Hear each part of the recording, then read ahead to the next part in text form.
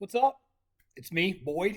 As I said, I was going to do a kind of a long form video, and I've set on just talking about my journey to do my first Ironman. As I've mentioned before, I lost upwards of 75, almost 80 pounds in 11 months to go from couch potato to Ironman. A little bit about me. I am 46. I live in North Texas, father of two. Uh, I'm in sales as my day job. Also do coaching on the side. I've lived in North Texas now since 2013. Prior to that, I lived in San Antonio. Was in the military for 10 years. Got out, and after spending a couple years in Baghdad, Iraq, and I had a lot of fun there. I opened a gym up down in San Antonio, doing training, coaching. And in 2013, I just kind of walked away from fitness. And when I say I walked away, I walked away. I didn't go into a gym, and I don't think I ate a healthy meal from 2013 until the end of 2018. So that's kind of where my story picks up. Um, my ex-wife was pregnant with our daughter Ava, who is now, she'll be 4 in July. But I was miserable. I was working well over 70 hours per week. Income was great, but I was absolutely physically dying and emotionally dying. I was dead inside. I accumulated everything that I could ever want from a physical standpoint, but I was still empty. The cars, the houses, I mean, none of that stuff. Phil, I had such a huge void. And other than that, I was drinking. Man, drinking a lot doesn't say. I see a lot of these guys saying they were partying in their college and they were drunks in 20 and they're clean at 21. This is not that, right? I mean, I worked a lot. I'd come home and I'd polish off a full fifth of Tito's. May drink, anywhere from 10 to 30 beers. And just get fucked up every night. Blackout. It was bad, and definitely not the way to be when you have a baby on the way. But I mean, it's. I knew it was wrong. I knew I wasn't in any shape to be an example, to be a new father. But it's a vicious circle, vicious cycle. I felt like hell. Would get up and struggle to get my ass to work. There was no exercise, and I would eat like shit all day. Kept getting fatter and fatter. Have no energy. If I did do anything, I got tired. Just never gets out of it. So, no matter where you're at, I get it. Okay, wherever you're at physically, wherever you're at emotionally, I understand because I was in a pretty deep hole. I was about 280 pounds. For those who don't know, I'm right at 6 foot tall. I was, and I hadn't done anything physical, so I wasn't bulked up. There was no muscle. Any muscle I had by that point, I hadn't touched a weight in 5 years. Had pretty much atrophied, and it just kept getting worse. And in Father's Day, in 2018, roughly 3 weeks before my daughter was born, I had a heart scare. I was lightheaded. I was having chest pains, short of breath, and we had a very, very, very high risk pregnancy. So I was very cautious about sharing it with my ex-wife that I think I'm having a fucking heart attack. So ended up going to the ER. You rush to the back pretty quick when you go in there saying, "Hey, I think I'm having a heart attack." I was 2 seconds. They stripped my clothes off, put me on a table, started running tests on me, plugging me up with IVs and such.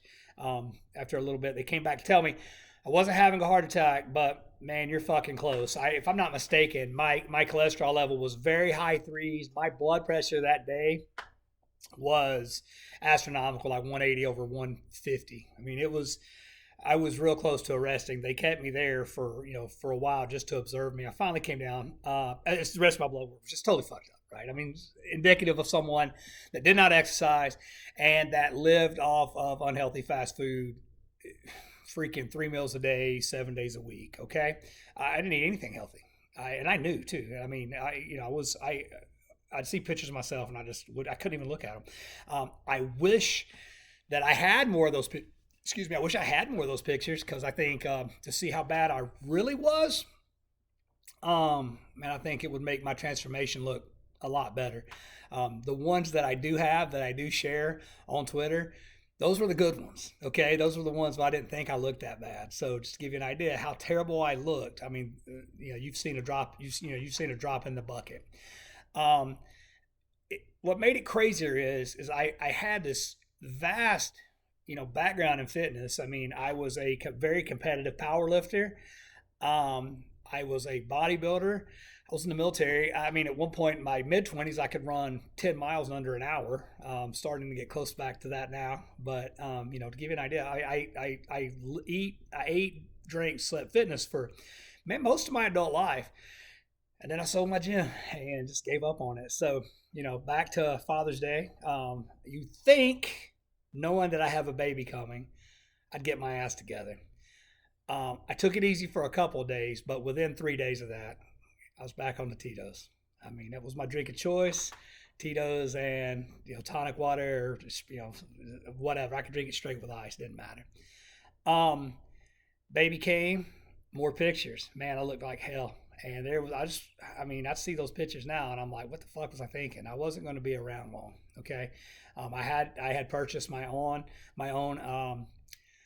blood pressure cuff just to kind of measure myself, and I'd wake up daily, and it was fucking terrible. And I wouldn't tell my ex, right, how fucked up I was, right? It's getting better, but I'm still going to drink and eat like shit. Um, Come about October, I also have a 17-year-old too. So, he's 17 now. So go back, 3, 4 years ago, he was 13, he's a teenager. And, we'd go out and do something together, and I'd just be exhausted, couldn't breathe, shameful. I mean, bad. And he'd let me know 13-year-olds don't have a filter. I mean, he's a lot like me, and he'll say any fucking thing. He'll tell you, like, Dad, you need to get your shit together. So it come October, he, he started doing jiu-jitsu, and he and I would roll because I have done it in the past, and he and I would start rolling, and I would be gassed. I mean, experience, I could hold it, but man, more than 5 or 10 minutes, man, I was fucking wiped out. So I decided, like, hey, it's time to do something, man. You gotta knock this shit off. So I go out and I decide I'm gonna go run. I can run. I'm still athletic, although I'm seeing myself totally different than I really am. Looking back, I wasn't being realistic. So I took off running. And the story, I've told the story before. I ran a quarter of a mile. My plan was to run 3 or 4 miles. I figured I could do that. That shouldn't be hard. And I couldn't run. I literally could not run 500, 600 feet maybe. It was bad, right? I was fucked up. I was lightheaded. I was about to throw up.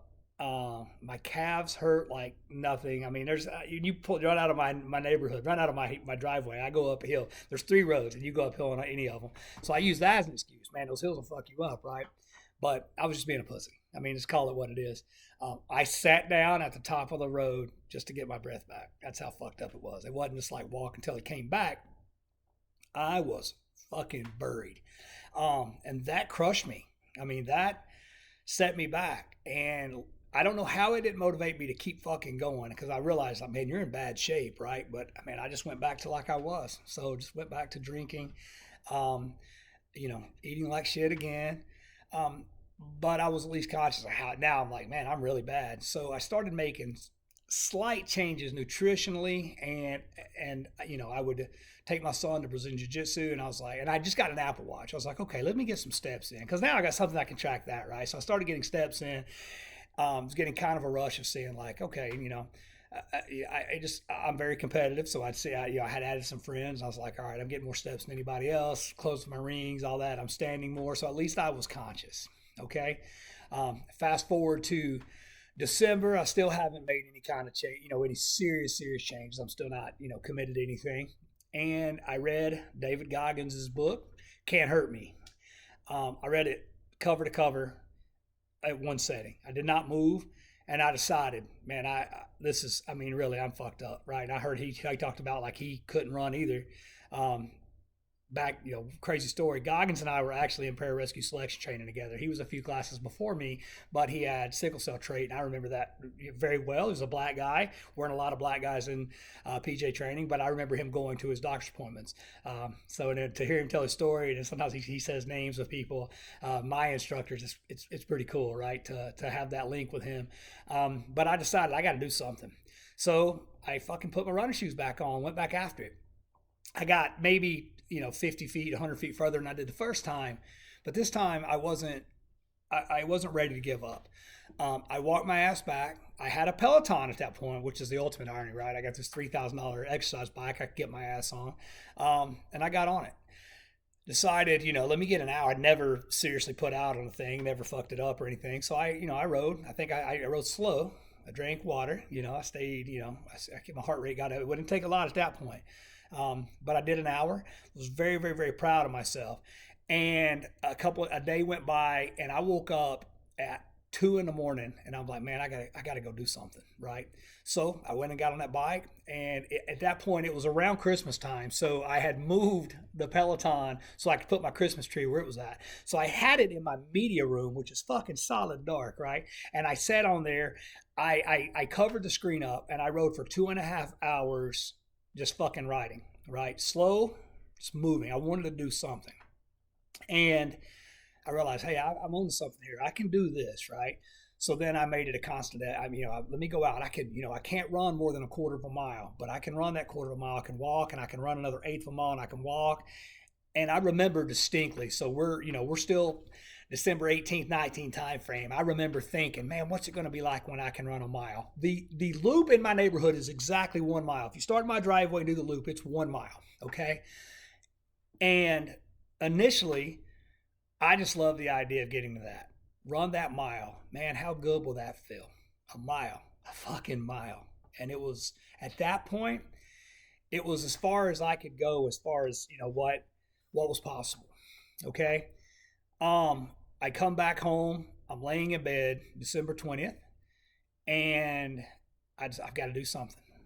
I've got to make myself, adapt. I've got to force myself. I've got to take a drastic action here. So at that point, drastic action was signing up for a 5K. I look at that now and it's funny, right? But I signed up for a Spartan 5K, and man, I was nervous. I mean, I paid my money thinking, I hope I don't waste this fucking money. And it wasn't even that much. Money's not a big, not a big fucking concern of mine, especially that little amount. But I remember I committed to something. I'm going to fucking do it, right? So I knew I wouldn't back out.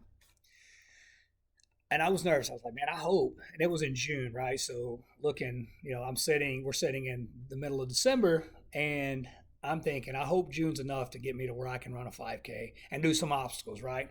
So I took it serious. I went out the next day and I ran, and I broke my mile.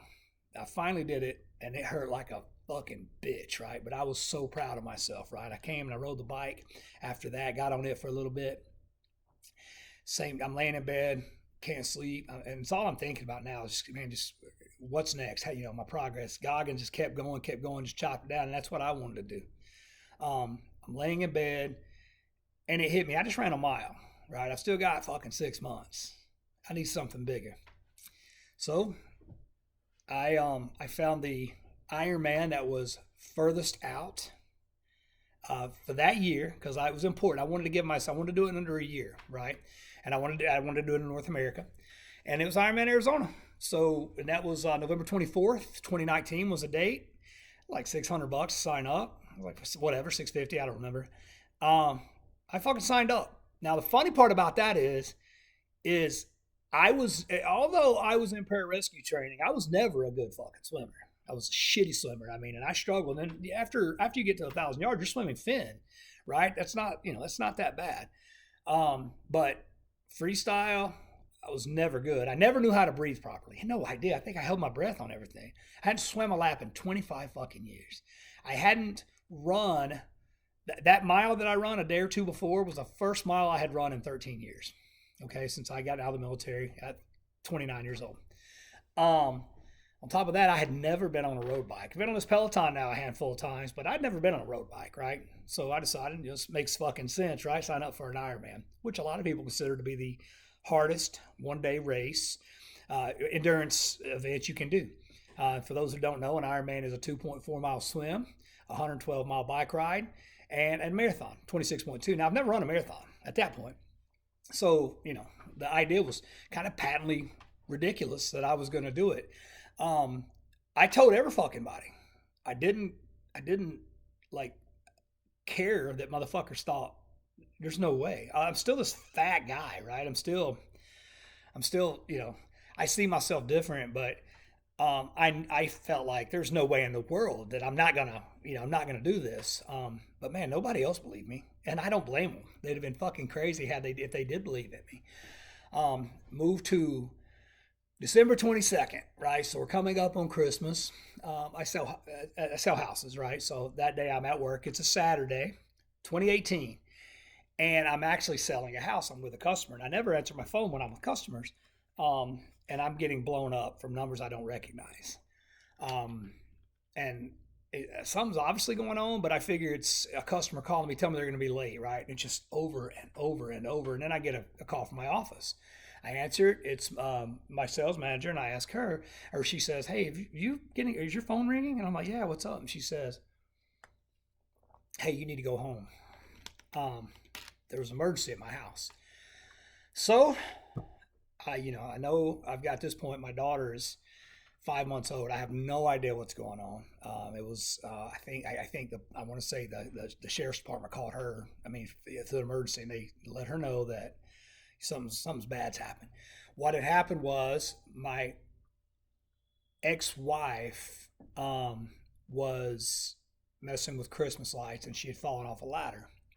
She's about 70 feet away from a porch. She shattered her tibia and her ankle. The bone was completely exposed. It was out, and she crawled across the grass through the dirt and the grass to get to the phone. Because we have a baby, and the baby's sleeping, and my son's in the house keeping up, keeping an eye on the baby, but he has no idea what's going on outside. She gets to the phone, dials 911, and pretty much blacks out. So I get home and I don't know what's going on. I don't know if she's even alive. I don't know. I just know something bad's happened. I'm about 10 miles away. I get here in fucking 6 minutes. I mean, I tear it up. I think I was in my Porsche that day and we found out what it had, right? So I'm just, I'm not even really a week into my change, and I had every excuse in the world to stop, right? Um, Took her to the hospital. She went in the ambulance. I, got the baby situated, got her together. Um, went to find out they rush her into surgery pretty quick. Long story short, she's basically in the hospital for a month. She had several surgeries. I mean, I think up until now she's had 11 or 12. And still, she's just now. I mean, here we are. Fuck. I mean, 3 years removed from it, 3.5 years removed from it, and there's still struggles from it. But we go to the doctor. I mean, we have a baby. It was our daughter's first Christmas, so she spent that in the hospital. I would go to the hospital all day, hang out with her. I still have a young teenage son as well. Had to make sure he was situated, get him fed, and wherever he needed to be. Go to the hospital and spend the day with her. And when she was napping, that was my chance to go out and walk around floors. Right, I stayed close, and but I was like, hey, I can get steps in.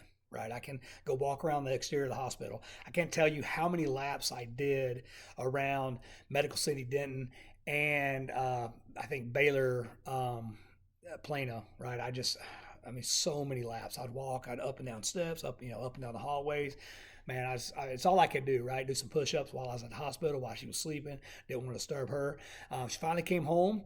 We had a nurse visiting us a few times, several times a week, just to clean her infection. Her wound was fucked up. It's still disgusting. I've shared pictures of it, and I will again. Um, I had to help her with her medicine. I had to get her situated. Had to help her to the bathroom. Had to help her clean. Also, we have an infant, right? 6 month, 5 6 month old at this point. Got to get her up in the morning, get her cleaned up, get her fed. She comes first, obviously, and then my ex-wife, get her make sure she's comfortable, and then I had to get my teenage son to school. Okay, he went to school because she was a teacher. He went to school in a better district far away, like 35 minutes. Typically, she'd ride with him, wasn't a big issue, but I had to drive him. So it was about 35 to 40 minutes. I'd drive my son to school, drop him off, get back, make sure the baby was in a good situation. Had a little bit of help from her parents with that, and make sure she was good, and I'd get my workout in, right? So I'd get my workout done. It'd be a run or a ride at that point. It's all I could do. And then I had to work. I still had a job. I mean, I did take a few weeks off, but I mean, I couldn't take forever off. Still, especially with the crazy amount of medical bills that I knew we had coming. Okay. So I still, there were a lot of days, every day I was the first one awake and I had to be the last one to sleep. And there were times I said, okay, well, man, maybe Ironman will understand. They'll give me my money back. Um, I, that would have been a reasonable thought, but it never crossed my mind. I still just kept fucking going.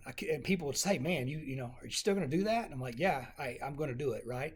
So I was the chauffeur, the chef, the nurse, the fucking babysitter, everything. I had to walk my dog, everything. I mean, it was busy. I had to keep the house clean. Um, it was a crazy time, but I'm a big proponent of looking at things, the worst situations and turning them positive. I never look at why me, why is this, why is this happening? I'm like, man, I'm a lucky motherfucker that I get to grow into this because I had to grow. I had to become something I wasn't. I mean, if I'm training for an Ironman in a perfect situation with full, fucking food support and a healthy spouse that can do everything and self-sufficient children, it's still a fucking hard task, right? If you're single or you've just got to fucking cook, it's still extremely, extremely difficult. Well, now I've handicapped it just a little bit, okay? My job at that point, they were very flexible. But make no mistake, I had reduced it down to 55 and 60 hours a week. And I was thankful for that, right? Um, but hey, all I could think about, and this is a big point for me right here. So all I kept thinking about was what if I succeed? How fucking great will this story be? I've had every fucking reason, and I'm making emotional here. I've had every fucking reason to give up. But motherfucker, I'm still standing. I'm still running. I'm still on this fucking Peloton. Um, you know, I'm going to be a hell of a son of a bitch to take out if I can just get through this. Okay. She started getting better slowly, slowly, slowly. She could move on crutches, so I didn't have to take her to the bathroom at least, right?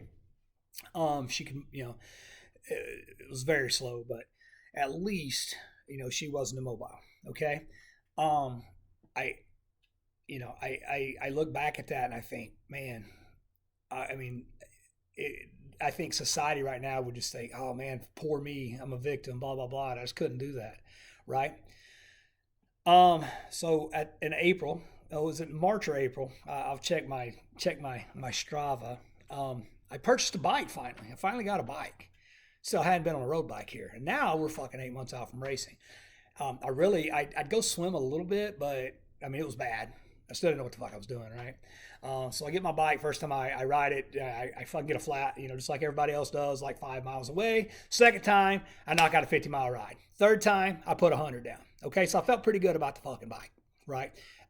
Maybe I'm natural. I don't know. Maybe the nonstop pedaling on the Peloton, maybe that helped. But I felt pretty good on the bike. I was sore. It fucking hurt. Make no mistake. It was not easy to ride 100 miles. But I knew an Ironman was 112 miles. So I was like, man, let me get a Century Club, right? And it was hot as fuck. It was bad. But I did it. I did it on fucking Gatorade and potato chips too. That's the funny thing. So I still didn't know what the fuck I was doing nutrition wise, but I was like, shit, I've never done any kind of ultra endurance. And at that point, the 100-mile bike ride was the hardest thing I had ever done. Okay. So I got that thing done pretty quick, but I'm like, hey, I still got to figure this fucking swim out because I can't swim for shit. I'd go, and the pool I started at was a 50-meter pool. And it was a bitch to swim 50 meters. And then I had to get my breath. And I was like, man, I'm not going to be able to stop every 50 meters at Ironman. And I just kept going. And I tweeted earlier, do something so much you can't help but not be shitty at it, right? And that's what happened. I just kept swimming, kept swimming, kept swimming. I went into that race not being a fucking good swimmer.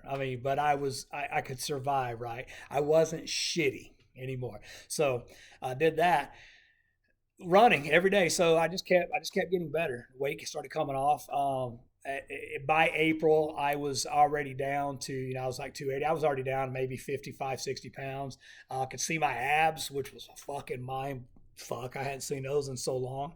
But I just kept going. And I never hired a coach, right? I wanted to be like, motherfucker, I'm gonna get all the praise or I'm gonna get all the blame. I wanted that, right? That was important to me. I didn't care about fucking training program and FTP. I didn't want to sit around and talk to fucking triathletes. I still to this day don't enjoy it. I don't hang out with any. I don't like it. I've got friends that do it, but we don't fucking train together. I don't care to sit and discuss it. It's not my thing. I do it for the solitude of it, which is funny. Um, I just kept going, kept training. I decided, you know what? I got the blessing is I'm in Texas right now. Sometimes because of work, I had to do things early in the morning just to get it done. But anytime I got the opportunity to go out and fucking challenge the heat in the middle of the summer in Texas, I fucking did it. I wanted to know if I can handle the crucible of a summer in Texas training, Arizona, November, piece of cake, right? So I figured out hydration and nutrition on the fly. I had a basic understanding, but I figured if I can get it down in this shit, in this humidity, in this heat, these 100-degree days, by the time I get to Arizona and it's 75 in November, it'll be a piece of cake. Okay. So fast forward, I start getting unbelievable confidence. I'd go out and I could run effortlessly. I was light. It was easy. I'd go to the pool and I'd knock down 4,300, 4,400 yards like it wasn't anything. Bike has always been my baby, right? So come up to the week of travel. The goal was for Lisa, my ex-wife, was for her to go with me. She had to have another surgery, was unable to go. So went out on my own, man. That I drove, loaded my truck up. I wanted to go out to Arizona because the climate's substantially different than what it is here in North Texas. So I wanted to acclimate, but also it was more like a spiritual pilgrimage, right? That drive out there, I can't tell you how many times I just broke the fuck down. I'd hear a song, I'd see something crossing into the state of Arizona. Man, I was a fucking basket case. I had to pull over to a rest area and just let it out. Get there, start getting around Ironman Village and the buzz. And in my mind, there's no way I'm not finishing this fucking race. There's just absolutely no way. I would have fucking died in Tempe, Arizona before I would have not finished that race. Okay. Saturday before, I was swimming in some lakes here, the months leading up, and at the end it was cold, right? So that Tempe, that town lake is known to be really fucking cold in November. It was in the high 50s when I was there. But I wanted to get in and I wanted to feel it, right? So Saturday they have the practice swim. That's going to be the first time I ever swim with, over like 500, 1,000 people. It's packed house, right? Everybody wanted to feel that water. So I get in, right as soon as I get in, I get kicked in the face. My nose just fucking explodes, right? I don't know if it's broken or not at that point, but I know it fucking hurts. I put down, it's a 750-yard swim, I think, maybe 1,000 yards. I finish it. The time wasn't bad, but I was rattled a little bit. I was like, fuck, man. I mean, it was spaced out as it's going to be, and I already got kicked in the face, right? I hadn't practiced swimming with a lot of people. So that was something that was fucking with me. I meditated on that all day. I mean, I talked myself down, and I'm really proud of this because I was having a hard time not fucking panicking. Right, that I was like, man, I'm gonna get knocked out and drown in that lake. And that lake's deep, and whatever. Right, I was convinced. I was like, man, I could fuck up in this. This ain't as easy as I thought it was gonna be. Right, have a communication with a good friend of mine the night before, and I guess I spoke some bad shit into existence. I said, I think I'll be okay as long as I don't lose my goggles. So fast forward next day, I wake up, I'm light. I slept really fucking well, felt great. I was like, hey, I'm here. It's gonna happen or it's not, right? And I'm gonna drown before I tap out of this thing. Jump in the water, seed myself. You get to self seed based on how fast you think you can swim. Jump in, swim out a little bit, and then you go. It's a big giant loop in Town Lake, Tempe, Arizona. So we're going. We get out to like the L and then cut back, right? So we've cut back, and I'm maybe 300 yards into the swim, and I get tangled up with a guy because my goal is to get as inside as possible, and so I can be in fresh water, right? So I can be smooth. I ain't got to worry about getting kicked, and stay just inside the buoys. But as I get to the point where you have to turn, I would go back outside and go around and get back inside where there's no people, clean water. I get tangled up with a guy probably half my size. He just fucking panics, reaches up, pulls my goggles straight off my face, right? Now I'm in 58-degree water with no goggles on. And that fucking hurt. And it was funny because I took a second set of goggles, but I wasn't comfortable with swimming anything in my wetsuit, okay? So I swim to, there's kayaks, like safety kayaks, and the guy pull up, and the guy points out, you don't have any fucking goggles on. I'm like, yeah, I know. He goes, you want me to call when the jet ski's over? And I'm like, no, I'm going to do this. Just let me collect myself. I sat there for a second and just calmed myself. And I'm like, fuck it. Now what do I have to lose now, right?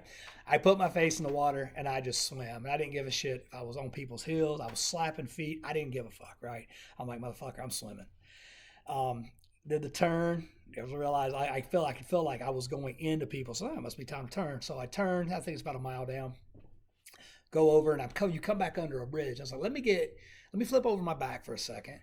I want to see, let me get my fucking eyes out of the water because they're on fire and just kind of catch my breath, right? And I'm going to just fucking put it down, right? Flip over and I'm coasting, flipping on my back. And I look up, I'm under the bridge and I realize on my back, I'm like, hey, I'm not moving slowly. I look at my clock and I'm like, you know what? I'm more than halfway into the swim and I got plenty of time, right? Let's just get out of this water. Let's make it out. So took it easy on the swim, get back to the edge where you turn for the last like 300-yard, home stretch. This is pretty cool. Flip over and I'm just going to put it down, right? I'm going to just go hard as I can and I've made it. And I feel like somebody's kind of trying to get my attention in the water. So I kind of look up and there's a guy and he notices I don't have goggles on and he hands me a set of goggles. I'm like, fucking great. I put them on, but I never put them on my face. Swim, finish it. I've already done it without the goggles, right? Get out of the water. First thing I do when I get out of the water is pull my goggles down in my face like a dumbass, but you're kind of disoriented, So I run out. So it's funny, my Ironman pictures, I think I've got goggles on in my face, but I didn't wear goggles. So I get there and I remember the guy, he stuck out to me because he was sleeveless. It was fucking cold. There was only a couple of people that wore sleeveless wetsuits. Run into the tent to change and I'm sitting there and I still got the goggles on my head.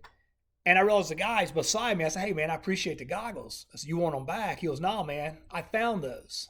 And I thought, well, that's weird. I took them all. They were my fucking goggles. So, look, I didn't wear them. I didn't use them. But I just felt like that was something really, really special. And I told him, man, these are my goggles. He's like, holy shit. I was like, yeah. So I actually like the goggles. They're a pair of Rokas. They're nice. They're expensive. I just had to laugh about it. So I got out, I got on the bike. Once I got on the bike, I fucking knew there was zero chance that I wasn't going to make it, right? The first loop, you climb a little bit and then you're coming down in Arizona and you're coming down the hill and you're riding 30, 35 miles an hour. 28 to 35, right?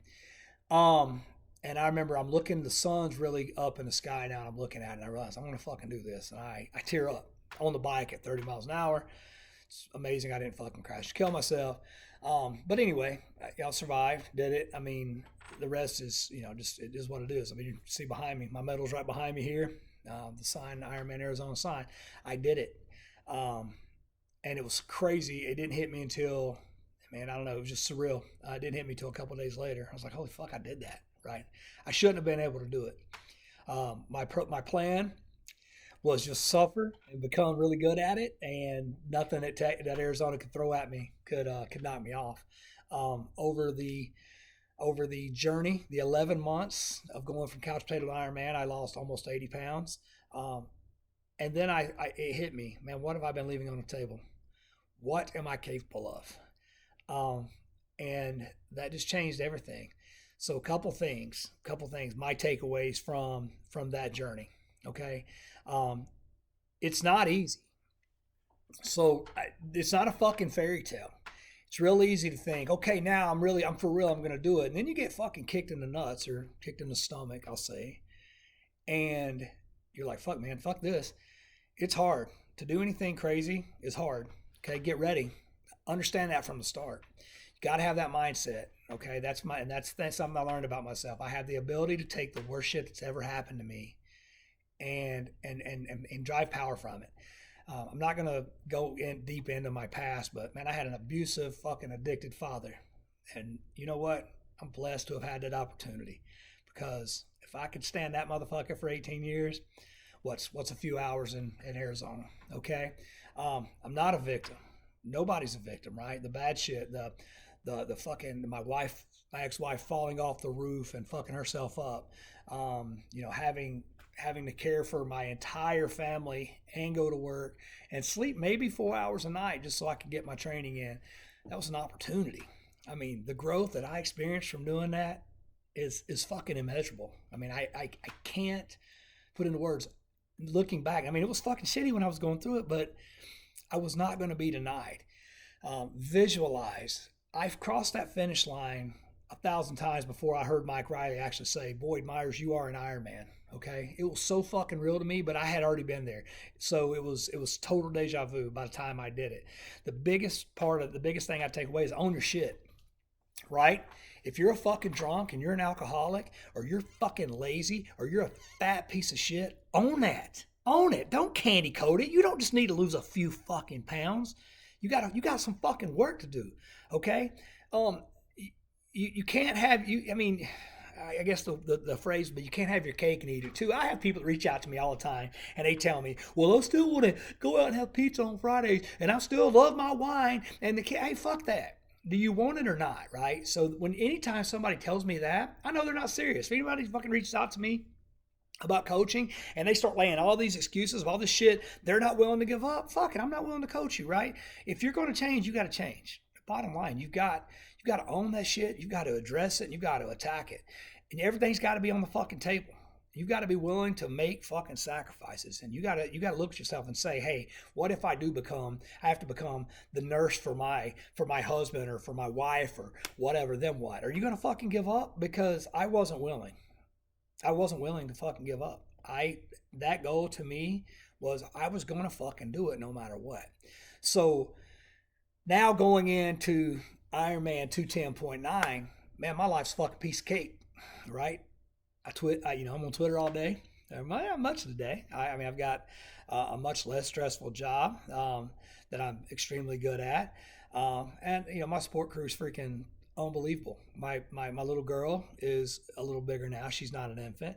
Not married anymore, but we have a great relationship. My son is now 17 years old. He's fucking wild. He's crazy, but he's not a baby anymore. He can do a lot of shit by himself now.